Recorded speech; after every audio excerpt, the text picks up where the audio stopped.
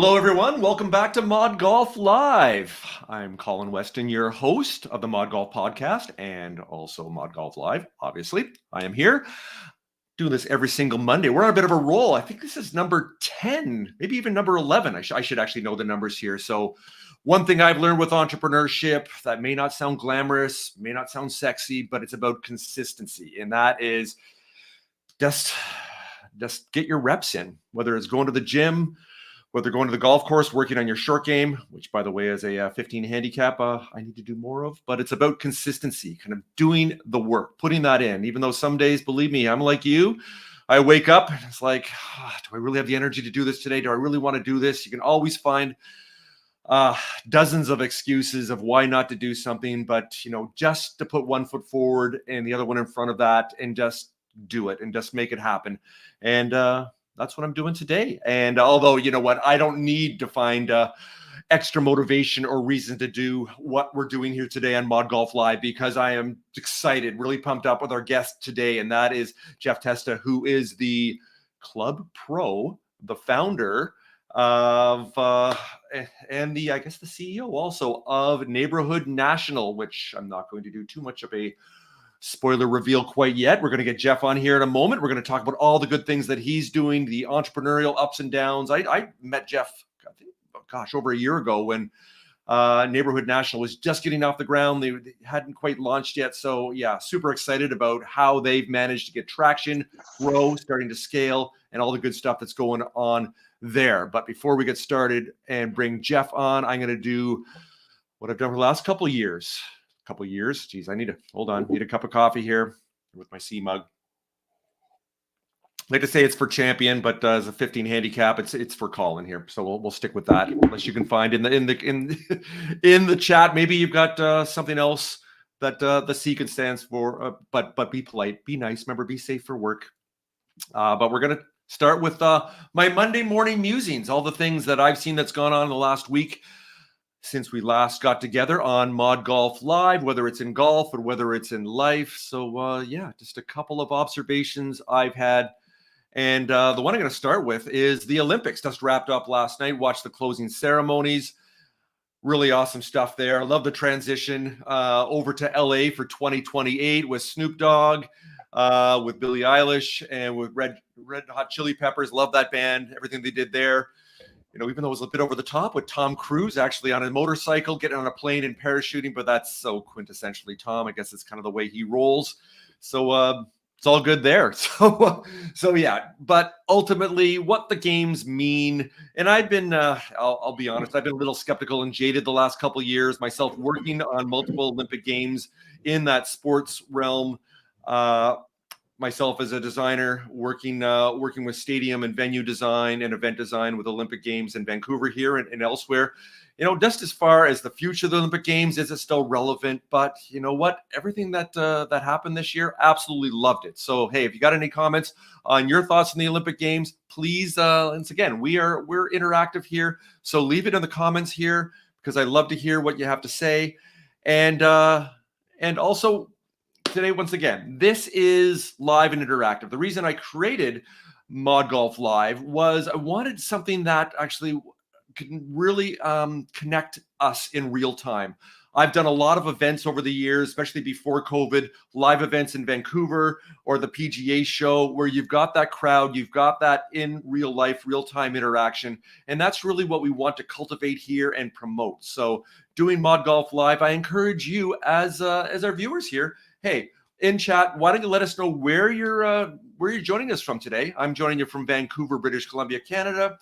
And love to hear that. And also, I can spend all day asking questions to Jeff because I'm a curious person and that's the way I roll. But hey, I also want you to participate. And I see already we've actually got our good friend Igor Weinstein, who's joining us. There we go. He's actually a question. There he is. I was putting it out there. You know what, Igor, great to see you again too, my friend. I know from what I've heard, I guess Jeff and Igor, you guys have a bit of a connection, looking to create some type of a partnership around both of your businesses here. So we can even talk about that a little bit today. So yeah, great to see Igor on there. So hey, everybody else that's going to be joining us today, as I said, ask some questions. Let's make this interactive. Let's make this fun. So enough of me just talking to you. Now we're going to bring Jeff on here, and there he is. Jeff, welcome to ModGolf Live. How you doing today?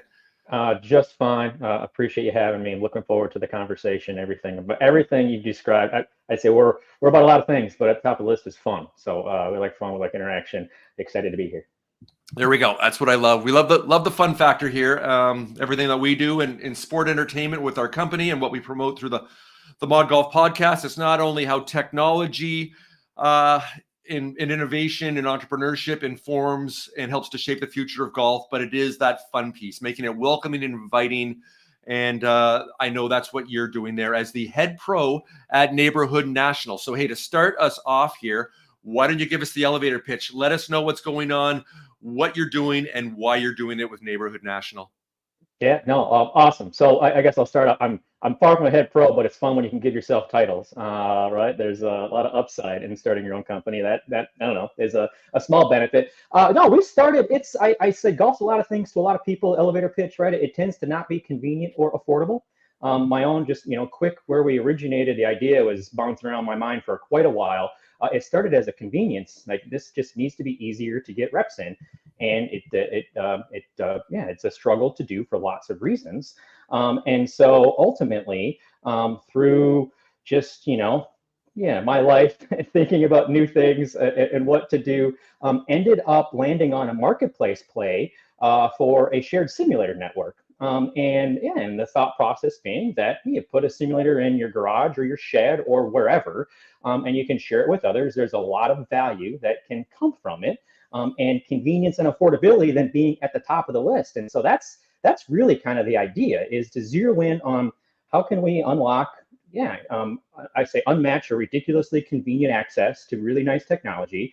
I mean, sharing models are all over the place, and one of the value, or they're just super efficient. And so you can, obviously, there's a lot of, I'll say, value you can create, and that we then pass along primarily to our members, and then our club pros or our hosts, to create this, hopefully this equation where everyone wins. I'd say the last piece of the elevator pitch is it's not just the marketplace or Airbnb meets a simulator. What we've done since, and the progress, I'd say, is really building a community around it, which is where we're focused on. Right?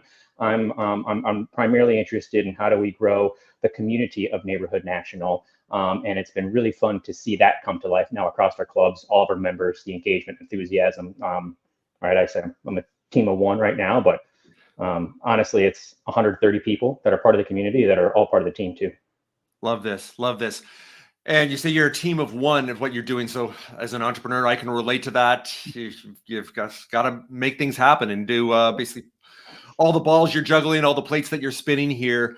But to create that community, I just saw this. I saw this video on, I think it was a TED Talk just the other day. I saw this, and it's talking about how you create a community around something, and what you're doing here with Neighborhood National. And even though you're the leader as the club pro, they really talked about it's that first person that jumps in that then others will follow. And then you get from one, and then you get to half a dozen and a dozen, and then you get to a tipping point. A tipping point, depending on what you're doing, could be that traction of a dozen people. It may actually be 100,000 people, whatever that would be. But it sounds like you are now getting that traction and getting close to that tipping point. So let's talk about early days. Who were the first early adopters, those innovators that joined you, that were willing to jump in, realizing when you're first putting it together as kind of a beta and figuring it out that it's not going to be perfect, some stuff's going to break, some stuff's not going to work, and they need to be patient rather than frustrated. So give a shout out to some of the early adopters, the people that saw what you're doing, believed in it, and were willing to hit the ground running with you. Yeah, awesome. I will, and I don't know if this helps or not, but I'll also, maybe kind of my learnings throughout the process, right? And really focusing on your early adopter call out. When I started, I was thinking this is if you gotta find people to start clubs. So Dan Miller runs a development company out of Durham, Raleigh. He was number two. He took the leap of faith with us. Actually, it's funny. The week before he was set to open up, they decided they were going to move it from his garage to above his garage, and the issue was it didn't have room, so you had to blow the roof off. Fortunately, Dan's Dan's a builder. And yeah, within a week, he had a new roof on his, and we had room. We had number two. And that was an amazing, it has been an amazing success. But side note, I'd say maybe back to your question, between Dan, Andrew, Jojo, the guys that have come on board, Aaron, what I've learned in what now getting back to the communal aspects of it, I started with a notion of, for our hosts or our club pros, it's a simulator that pays for itself. It was kind of an ROI pitch. That's where I was out there, and I was selling that just for the first 6-8 months, and there's I'd say what I learned was that the people that were coming on board early, the early adopters, they were way more into this is just fun. Right, I like this. Right, it can pay for itself. It'll do it in some time, but that was the cherry on top, as opposed to the primary means of doing it. And that was kind of the aha for me, just thinking, okay, well, where is this working? Where is it not working? And so everyone that I've got right now, and honestly, all the conversations and who I'm looking for are people who are interested in this is fun. This is a small golf hang for 15, 20 people nearby. I'm talking residential, commercial spaces can be a little different, but ultimately it's focusing on club pros who see it as a fun aspect, and the financial return is secondary. That then is kind of the stepping off point for how do we wrap a community around it. And when you do, the cool part is it becomes this what's been really awesome to see is how I'll say self-fulfilling, self-policing. Everybody takes care of the club, right? It's right. Everyone, I mean, they're part of the community. It just works so well when that first ingredient is community is the focus for everybody. No, love this. And seems like you've really embraced and cultivated and kind of structured Neighborhood National to take advantage of that network effect. So it's not just you pushing out the message to everyone as this one-way information flow. Now you've got these nodes set up with every single simulator, every single venue that you have, every ambassador, if you will, or I'm sure you've got a term, I guess, that's running a club that for the members, that all of a sudden they're the ones that are helping then to scale this thing up. So you're really embracing the kind of the power of that network effect to get this thing up and running all across the country here, rather than you just doing it yourself, which would be really slow. Yeah, so the notion is, how do you make this thing infinitely scalable, right? So just the economics of no fixed costs. But beyond that, the next second ingredient is, as mentioned, is kind of you make it somebody's, I say, listen, the mission is to create a dream come true, this equation that is like, oh my gosh, like this is awesome. I need to tell everyone in the world about this. A side story. Number one was my garage. It was a wooden shanty, right? I call it a lean-to. But I put a really nice simulator in there, and I put a couple of yard signs out front. And I don't know if I'd call him member zero, but guy across the street saw the yard sign. I hadn't met Guy before. It's an awesome guy. Obviously, I've met him and spent plenty of time since. But he sees it. He sends a note off to the neighborhood dad text chain that he's on. And that was the notion of kind of the idea that I had in my mind, is that it can work along these lines. And it was so cool to see that, member zero was that. And I had, sooner than later, my MVP was 10 guys that were from dad text chain that were coming and going out of my garage, giving me feedback. 6 months later, and it was actually 3 months later, started to charge them. One of those guys brought Dan from Raleigh into it, right? Dan said, this is the coolest thing ever. I want to do it. And so it was kind of the idea, but it was super cool to see it, I don't know, play out that way. They often don't. Yeah. Fair enough. So you mentioned earlier about, trying things, some things worked and some things didn't. When you started, I love this because that notion of kind of figuring it out, starting small, as you say, nail it and then scale it, rather than trying to go big and you still haven't kind of really figured out what it is that people want, that you haven't actually had the chance to just observe and put enough work into it to actually get that feedback, or that user feedback in this case. So I'm just curious to share with everybody here. As an entrepreneur, I always love to ask this question. So what were some of your assumptions right out of the gate that you thought, oh, this is going to work, people are going to love this, and maybe one thing that didn't really resonate, and then you ended up seeing another opportunity and go, no, more of this and less of that. So across this journey over the last year or so, what's one thing that sticks out that you thought, oh, people are going to love this, and then it turned out that maybe they don't want that so much? Yeah, I guess two things come to mind. Maybe one of it is squarely what you're talking, and the other was just, more tangential thought that's along the lines of what you're talking. So I'd say, I'm guessing the vast majority of entrepreneurs are eternal optimists. The glass for me is not half full; it's always 99% full. Right. And so, right, this thing's infinitely scalable. How am I not at 1,000 locations already? I mean, it's that mindset. Number one. Right. I think obviously, an important ingredient to get to that point at some point. The one thing I didn't have an appreciation for starting was the difficulty of two-sided marketplaces, right? And why a lot of people are hesitant from an investment standpoint of, it's hard enough to create one brand new product. Doing two at the same time that are chicken or the egg relationship between each other is, So it was, I could rationalize, oh my God, now I see, just the struggle. So that was, a aha moment for me, which doesn't detract from what we're doing, but you just have a better understanding of living through it. I go back to where I mentioned before. The primary learning for us was it was the early adopter, but for me it was then changing the conversation, right? So I started and I was pitching a simulator that pays for itself. Now I'm pitching, and then I got 6-8 months into it. It's a simulator that creates fun for people, because I saw that's what the early adopters were interested in. Maybe secondarily, when I was pitching a simulator that pays for itself, I was receiving a lot of interest, but the primary objection, understandably, was around stranger danger, right? Like, I don't want strangers coming into my garage or into my shed or whatever. And there's a lot of things that I can explain as to why that's not an issue for us, but it hasn't. But when I changed the target and I changed the pitch and the conversation, I haven't had a stranger danger conversation in literally, almost a year now, probably, right? It's been that long, because now we're having a different conversation because we're focused on the community. That's maybe the biggest aha learning and pivot, if you will. The key ingredients haven't changed all that much, right? But I'd say what the early adopters, and how I see it being, so I get more excited about the potential just as the communal aspects of things.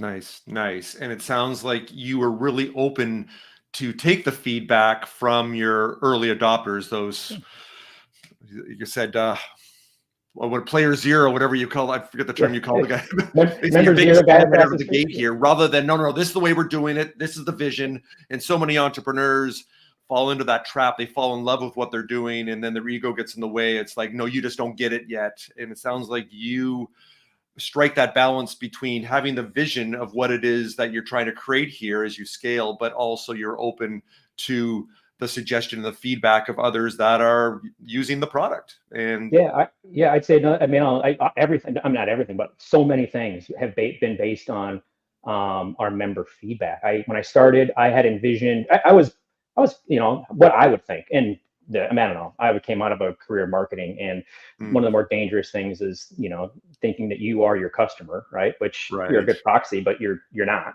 And so, like pricing. I had a membership way higher priced in general, and feedback was, make this thing way more affordable. Make it, I don't know if disposable is not the right word, right? But you strike this balance. And so, through all of our learning and feedback and evolution, explored different pricing strategies, ultimately netted on something that is, it's not the Planet Fitness, gym model, right? It's not $10 a month, but it is more akin to that, I'd say, in spirit.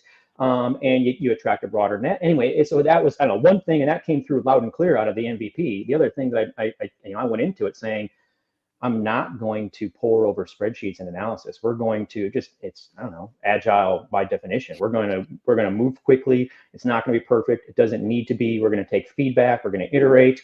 And we build the model to be flexible and scalable enough, which is the thought process. And so I don't know if I like to think we're working. We're going in the right direction. But so anyway, it's been key to it.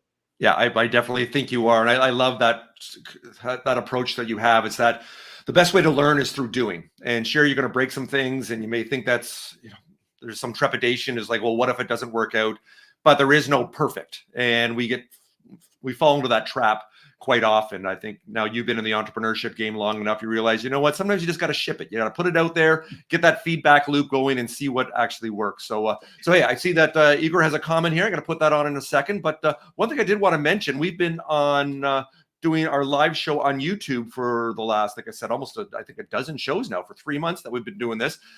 We've also expanded this, that we're also live on LinkedIn through our ModGolf LinkedIn page. So welcome everyone there. Sorry if you're actually posting some comments and questions there. I am just like Jeff, I am kind of a one-person band here. So I'm not only executive producer while I'm actually staying engaged here and with the conversation. So I'm trying to kind of juggle those balls too while we go here. So I'll look over at LinkedIn in a second. You've got any comments there that you want to post? I will definitely respond to those and get you up on screen here. Other thing I was going to mention here that I didn't at the beginning is for our Patreon members here. And now we've got a dozen people that have been gracious enough to actually join as paid tier members. And thank you for that, because that helps cover the costs of our production here with everything we do with ModGolf and the ModGolf podcast. But the other great thing that you get is benefits, not only content like this and to engage with awesome people like Jeff, but also we love to give free stuff away. And last week we had on our guest, Terry Kohler with Edison Golf, and Terry was gracious enough to offer up one of their brand new 2.0 wedges. So hey, quite simple. All you got to do is join our ModGolf Patreon, and then you'll get a chance to enter to win all these great prizes that we have, and we'll have one pretty much every single week. I think every paid member so far has won something, so it kind of pays for itself. And I know I love winning free stuff, and if you're like me, you probably love winning free golf gear too, because you know what? Hey, free stuff's good stuff. So hey, got Igor on here, as he says, not a question, but a comment. I think Jeff is tapping into a really great principle of evangelist. Guy Kawasaki from Apple back in the 80s talked that it's hard to create an evangelist. So you're definitely doing that. So maybe there'll be more evangelists out there, which ties in nicely, Jeff, to my next question. And that is people out there thinking, whether they're watching live or afterwards, we're going to post this on YouTube, is like, well, I've got a golf simulator. Maybe I want to start a club, and I'm in wherever. I'm in Seattle, I'm in Honolulu, I'm in Albuquerque, wherever. And they're thinking, well, what are the requirements to start a club? So Jeff, why don't you let us know what that is? What's the criteria? Yeah, there's 3 things. And outside of that, if we're checking those 3 boxes, any other questions that come up, I say, listen, I don't know. You might be able to come up with something I'm not okay with, but I haven't come across it yet. So the 3 things are high-end simulators only. That's understandably not a clearly defined line in the industry. I think I take a conservative approach as a result. So I'm happy to follow up with anybody along those lines. I think most folks that have a simulator are generally somewhat familiar with where that line tends to fall. Second thing is it's a members only approach. There's a number of reasons why. At the top of the list is the fact that we're focused on the community, and hard to do without that linchpin of just the membership. It just starts to facilitate everything. And then the last thing, it kind of feeds into this facilitation. And this is where I harp on. And every question that comes up, I tend to come back to this time and time and time again. I say I need to make sure that we're like the Club Pro, our host, is aligned in what the mission is. It's community first, members first. I say members first, profits follow. It needs to be about that, right? It's this is fun. This isn't.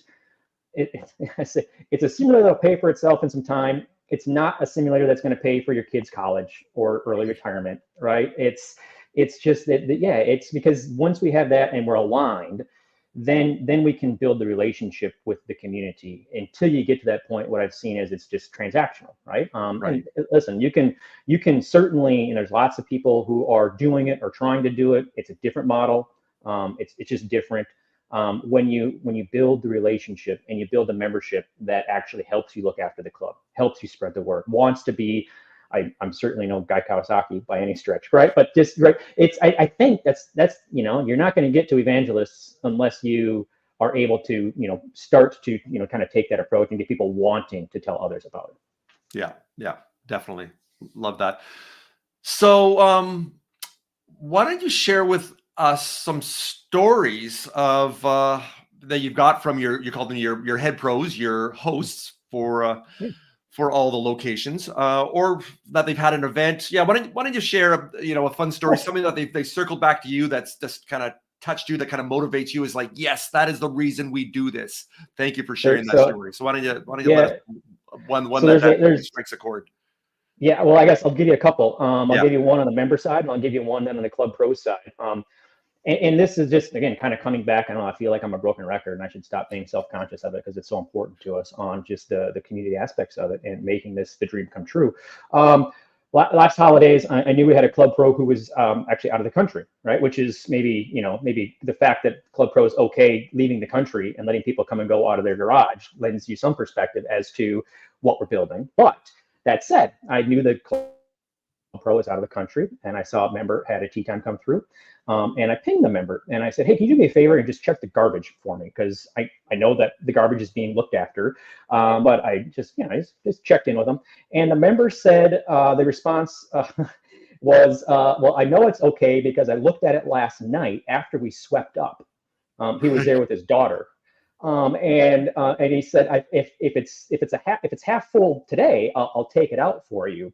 And it just struck me. I'm like, I mean, if you walked into, and this is no disparagement to anyone else that's taking a different approach, right? But with the different approaches, I was like, if somebody asked you to you walk into a strip mall and they were like, "Can you take the garbage out for me?" You'd look at them like they had, two heads. Like, what are you talking about? And so I was like, okay, this is exactly it, right? And I've got countless examples of those sorts of things where the members are on their own, right? Just looking to take after things because of what they see, what we're doing, what they have, and the value. That's number one. Number two, yeah, fun. We ran a member guest in June across all of our clubs. One of our club pros in Durham, who is actually, as of this morning, now on waitlist, which is a separate kind of fun call out, right? Just seeing the clubs fill up and the interest. He turned it into he took a weekend in June. Turned it into a family backyard get together. It was barbecues. It was family. They played golf. He ended up getting 2 more members out of that, right? And so that was just, listen, I've got the requirements are 3. After that, turn it into whatever you want, and fun to see people interested in that sort of activity for sure. Love that. Love that. Thanks for sharing both of those. So as you touched on earlier, it's like have fun first, making money to monetize this. That's second, that will come. So I'm curious about this because you're not a nonprofit. I'm assuming this is still a very serious, time-consuming side hustle for you. That's taking over your life because it is growing. But talk about the business side of this. How do you envision this to actually make money and be financially sustainable and grow? Because I'm like, tell us about that, the business model. I'm certain you're taking certain percentages off of things. So yeah, let us know what your thoughts on that, your pricing model for your members, and also how Neighborhood National makes money so you can actually be sustainable. Yeah, sure. I guess maybe there's a lot there to unpack. I'll try to be succinct, which can be a challenge for me. So pause and interrupt All along the good. way. So I'll talk club basics first, just the building. Like you want to start a club, building blocks, what the economics look like, and then I'll talk vision for Neighborhood National and why I do see Neighborhood National as a massive opportunity, which I'm sure no one is surprised to hear. On the club side of things, whether it's just basic building blocks, I'll talk residential. It can work in different spaces because space, like we are I don't have space requirements. I've got simulator requirements, right? I got philosophical requirements, but we need 4 walls, a ceiling, and a door that can fit a nice simulator. But from a residential standpoint, we think 15 to 20 members. The simulators that we are going to focus on, it's really just the launch monitor that we primarily we don't care how fancy the computers or how fancy the projector is, but the data has to be there's got to be an ease of use factor and a consistency and accuracy factor.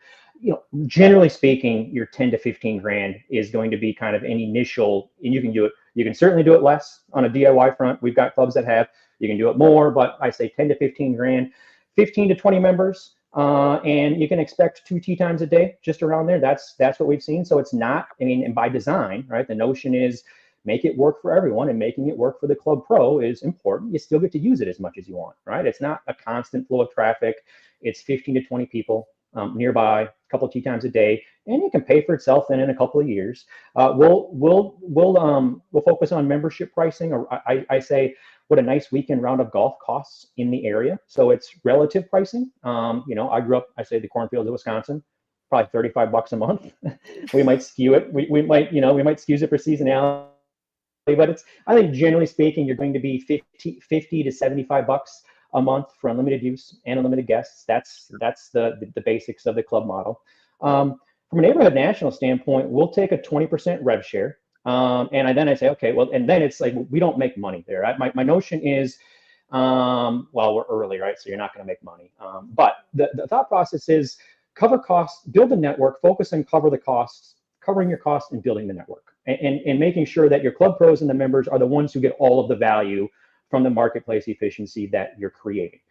So cover your costs and build the community. My notion and where I see the massive opportunity, and really, I mean, to get really big, the ecosystem potential is hundreds of thousands of members of Neighborhood National, highly engaged, given the approach that we're taking and the extent to which, I don't know, you can get lost in the opportunity to monetize that community. And I do think it is a full, golf ecosystem potential, from right games to practice to fitness to merch. I mean, that literally it's just dramatically more efficient than what exists out there today. That's where I see the payoff. So I'm not focused on the monetizing the network build. I'm focused on how do we do that and build the community, to then think about how we monetize that. Yeah, and I love the name. Alliteration always works. Neighborhood National, it just sticks. So let's talk about that as far as the naming. When did that come to you? Did you always have that name? Or as far as that branding side, did you have some other ideas? Even though it seems to me, as soon as you probably came across Neighborhood National, I'm sure it was like, boom, that's it. But tell us about that, as far as arriving at the name. Yeah, that goes to, I don't know, 20 years back when I first had the idea. I was thinking a little bit, I was thinking convenience. I grew up in the Midwest, Minneapolis, and I was thinking the best way, and this is giving myself way too much credit, right? But if folks are familiar with 5-iron, I had more like the 5-iron notion. How do I create this super fun, convenient place, downtown urban center? And that was Workplace National, because that was me at the time, right? Late 20s. I just wanted to be able to golf way easier, and it was impossible to do. And so that was my initial business plan. Workplace National was the impetus for that. And that was the stepping off point for how I ended up getting to Neighborhood National, because the model is so different. And I struggled with the fixed costs and just how you make that model work. And it was, I put it in my garage. And so it was, this isn't rocket science, but it was between that and really what I saw the potential being. It's just, I just want a cool vibe for people nearby. It's just neighborhoods. We just need neighbors to come by. And the focus is just be a good neighbor. And that was kind of the thought process. The alliteration is honestly secondary, but certainly fun. It sticks. It sticks. So, hey, finish up. Last question. You touched upon the future and how you scale with technology. Are you looking eventually, don't even put a timeline on that, how many years or other milestones you have to reach first, but that connectivity with Neighborhood National, if you've got a host that's, well, all around the world, maybe you got someone in Perth, Australia, you got someone that's in London and someone in Miami, that are you looking eventually to hold events or tournaments in real time through Neighborhood National and do that, and perhaps create an app or create a dashboard and a real-time scoring? I know that's more to build out. Is that something you're considering, or have you even asked your members? Maybe that's not even something they want. So tell us about that as we finish up. Is that the future, or does that not make any sense for you? No, it makes total sense. I'd say yes, and every other idea that comes to mind, you can imagine that I've had the same ideas. I think, and I don't know if this is good or bad, but I'd say that there's nothing that we're doing that doesn't exist out there from a technology standpoint, right? There just isn't. We're taking a unique approach that I think creates efficiencies that others aren't, and I think maybe our philosophy is going to be a little bit different. Ultimately, we'll have first mover, and we're built to move quickly. So my hope is that you get out of the gates and you go and with then between that and the focus on community, you get to a point to really maximize on first mover. And as you do that, you can then tap into. Your idea is exactly kind of where we see the possibility, right? If you think about how do you start to build, foster, engage the enthusiasm for what we're doing. It's certainly the gaming component of it. I think that there's everything. I don't know. Again, instruction, fitness, fittings, all of those things are. They're out there today. Everyone's focused on how you automate them. I think everyone typically is going to be struggling with their business models from a fixed cost standpoint, and I hope that we get to a point where we're able to do something similar, more efficient, and tap into technology that already exists to then be able to get it back to our members in a way that then ultimately comes back to getting them even way more value on top of what they've already gotten. Love Unlimited it. simulator Love it. use, 3 minutes from the front door. Good stuff. Well, I did put the website up there. I believe I got that right there. So I had to be careful because in Canada here, it's a very British thing. Neighborhood has it's BOUR. Yeah, Gotcha. but, Yeah. Okay. Good. yep. So I had to be careful how I spelt it. Otherwise, that would have been a typo and wouldn't work. You'd have a bit of a 404 broken link situation there. So Neighborhood National GC for golf course. I'm assuming golf club. I'm assuming that's Golf club. Yep. there There we you go. So that's what we got going on here. And also to finish up so that people can see it, where we go, we'll just do a little quick screen share for you here too. And for your website. So there we go. So there we go. That's us. There we go. Just rolling through all the good things. That is us. All right. We said neighborhoodnationalgc.com. It's all there, how they do it, why they do it, how you can join, how you can become part of this awesome community. That's what they're up to. That's what they're doing. So, hey, why don't we leave it at that? Jeff, great to talk to you again, man. I appreciate it. Look forward to following up. Anyone has questions, always happy. We like to talk, so feel free to reach out.